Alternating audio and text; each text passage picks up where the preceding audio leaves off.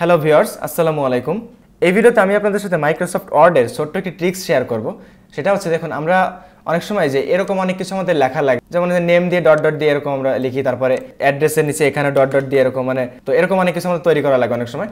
তো এক্ষেত্রে আমরা অনেকে যেটা করি যে এরকম কিবোর্ড থেকে ডট ডট চেপে চেপে এরকম করি, সেক্ষেত্রে দেখা যাচ্ছে বারবার ডট চাপা লাগে, আবার দেখা যাচ্ছে সমানও হয় না। এই যে দেখুন, আমি যে একটা বাড়ালে এখানে একটু উপরেরটা একটু ছোট হয়ে যাচ্ছে, আবার একটা কমালে কিন্তু নিচেরটা একটু ছোট হয়ে যাচ্ছে, এরকম সমানও কিন্তু হয় না সবসময়।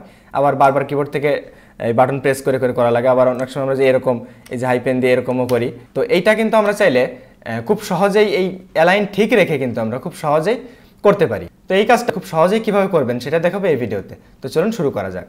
তো এখন দেখুন, আমি এই কাজটা করার জন্য এখানে এই সবকটা আমি সিলেক্ট করলাম। সিলেক্ট করে আমি এখান থেকে এই যে উপরে দেখতে পাচ্ছেন প্যারাগ্রাফ অপশনের নিচে ডান দিকে এই যে একটা অপশন প্যারাগ্রাফ সেটিংস, এইখানে আমি ক্লিক করব। অথবা দেখুন এই যে এখানে মাউসের ডান বাটনে ক্লিক করে লেখার উপর এই যে প্যারাগ্রাফ অপশন, এখানেও ক্লিক করতে পারেন। এখানে ক্লিক করলে অপশনটা আসবে। তো এখন দেখুন এখানে একটা অপশন এই যে নিচের দিকে ট্যাবস, এই ট্যাবসে আমি ক্লিক করব। উপরে দেখুন যে ট্যাব স্টপ পজিশন। তো এখন আমাকে এখানে ইঞ্চিতে থাকবে আর কি, মানে একটা মাপ সিলেক্ট করে দিতে হবে, সেই পর্যন্ত আমার এই ডট ডটটা এখানে থামবে আর কি। 4 ইঞ্চি আমি 4 দিয়ে দিলাম। এখানে 4 দিয়ে আমি এখন এই যে নিচে দেখতে পাচ্ছেন লিডারটা মানে আমার এটা কোন স্টাইলে হবে, এই যে দেখতে পাচ্ছেন এখানে স্যাম্পলগুলো দেওয়া আছে, যেমন এই যে নিচে ডট ডট ডট ডট, তারপরে যে হাইপেনের মতো এরকম করে স্টাইল আছে, আবার যে এরকম আছে।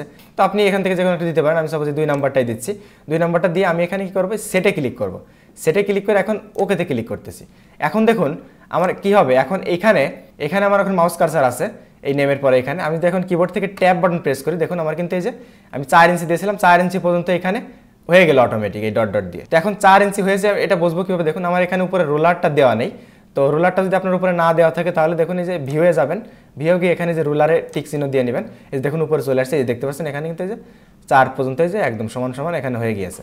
আবার এটা কিন্তু মাউস ক্লিক করে আমি যে এরকম সরাতেও কমাতেও পারি। দেখুন এই যে আমি যেটা এদিকে নিয়ে আসি তাহলে কিন্তু এই যে কমে গেল। ঠিক আছে, এই যে এখানে একটা চিহ্ন যে এল মতো হয়ে যায়। ঠিক আছে, তো আমি যাক 4 নিয়ে আসতেছি। এখানে যদি আমি দেখুন কিবোর্ড থেকে ট্যাব বাটন প্রেস করি, এখন দেখুন এই যে ঠিক 4 ইঞ্চি সমানে কিন্তু এটা হয়ে গেল। আবার এই মেইলের এখানে আমি ক্লিক করি, এখানেও যদি আমি ট্যাব বাটন প্রেস করি, দেখুন এখানেও কিন্তু হয়ে গেল সমান, একদম অ্যালাইনমেন্টটা কিন্তু একদম সমান আছে এখানে। আবার আমি যদি এখন এখান থেকে ইন্টারপ্রেস করে নিচে আসি, নিচে এসে যদি আমি আইডি দিয়ে এখন এখানে আমি যদি আবার ট্যাব বাটন প্রেস করি, দেখুন এখনও কিন্তু এরকম আমি নিচে আরও যা কিছু লিখে প্রত্যেকটা কিন্তু এই যে এরকম ট্যাব বাটন প্রেস করলে এরকম হয়ে যাবে সমান সমানে। ব্যাক স্পেস প্রেস করলেই কিন্তু এটা কিন্তু কেটে যাবে। ঠিক আছে, তো এখন এখানে আরেকটা বিষয় দেখুন, আমি সাপোজ এই যে উপরে সাপোজ প্রথমটা দেখাচ্ছি নেম, আমি সাপোজ এখানে আরেকটা কিছু আমি লিখতে চাচ্ছি। সাপোজ আমি এখানে মোবাইলটা লিখলাম, লিখে এখন যদি আমি এখানে ট্যাব প্রেস করি তাহলে কিন্তু দেখুন এখন কিন্তু এখানে ডান দিকে হচ্ছে না, এটা কিন্তু ডিফল্টভাবে যে যেরকম হয় আর কি, ট্যাব বাটন প্রেস করলে একটা নির্দিষ্ট পরিমাণে যে ফাঁকা হয়ে গিয়েছে এখানে আমি দেখুন এই হোমের থেকে আবার এই যে এখানে প্যারাগ্রাফ অপশন, এখানে যাচ্ছি সেটিংসে, ট্যাবসে যাচ্ছি। এখন দেখুন এখানে আমাকে আরেকটা অ্যাড করতে হবে। এখানে আমার 4 ইঞ্চি পর্যন্ত একটা নেওয়া আছে, এই যে এখানে 4 একটা আছে। ঠিক আছে, এখানে কিন্তু আমি আরও অ্যাড করতে পারি। এখানে আমি সাপোজ চাচ্ছি আরেকটা নিব হচ্ছে 6 ইঞ্চি পর্যন্ত। তো এখন আমি যে এখানে দেখুন 6 দিয়ে দিই, এখানে আমি 6 দিই, 6 দিয়ে আমি এখন এখানে আবার এটা এই 2 দিচ্ছি, এখানে দিয়ে সেটে ক্লিক করি, দেখুন এখানে কিন্তু 2টা সেট হয়ে গেছে। এই যে 6 আমি ওকে দিচ্ছি। এখন এখানে যদি আমি ট্যাব প্রেস করি, এই দেখুন আমার কিন্তু 6 পর্যন্ত এটা চলে আসলো। তবে এখানে আমি যদি নিচে আবার একটা কিছু লিখি, দেখুন এখন যদি আমি এখানে সাপোজ আরেকটা কিছু লিখি এখন ট্যাব প্রেস করলে কিন্তু আবার এটা হচ্ছে না, দেখুন এই যে আবার কিন্তু এই যে এরকম আকারে আসতেছে। ঠিক আছে, মানে ডট ডট হচ্ছে না। দেখুন এই জন্য আমি কিন্তু প্রথমেই চাইলে, আপনি যদি চান যে এক এক লাইনে 2টা করে এরকম দিবেন তাহলে সেক্ষেত্রে প্রথমে আপনি সেট করে নিতে পারেন। যেমন দেখুন আমি এই সব কিছু এখান থেকে ডিলিট করে দিচ্ছি। ডিলিট করে দেখুন আমি এগুলো একটু ক্লিয়ার করে দিতে পারি চাইলে। এখান থেকে এই যে প্যারাগ্রাফে যাচ্ছি, ট্যাবসে যাচ্ছি, এখানে এই যে যেগুলো আছে দেখুন এগুলো আমি সাপোজ যে ক্লিয়ারে ক্লিক করলে সব কিন্তু ক্লিয়ার হয়ে গেল।